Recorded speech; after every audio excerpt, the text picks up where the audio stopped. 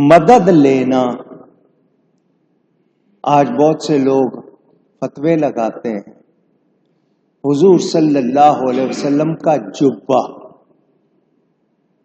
عربی میں جبہ کہتے ہیں، آپ اردو میں لمبا کوٹ کہہ لیتے ہیں، گاؤن کہہ لیتے ہیں، عبایا کہہ لیتے ہیں.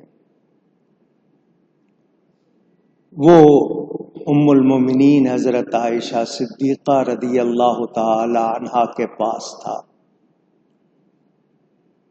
ان سے ان کی بڑی بہن حضرت اسماء نے لے لیا. حدیث موجود ہے بخاری میں، دیگر کتابوں میں.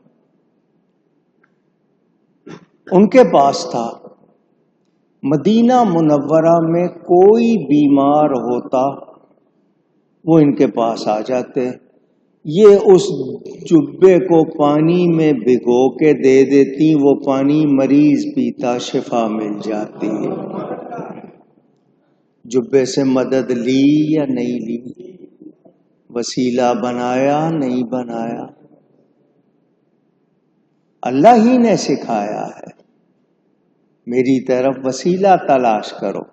کہتے ہیں عمل وسیلہ ہے، اللہ والے وسیلہ نہیں.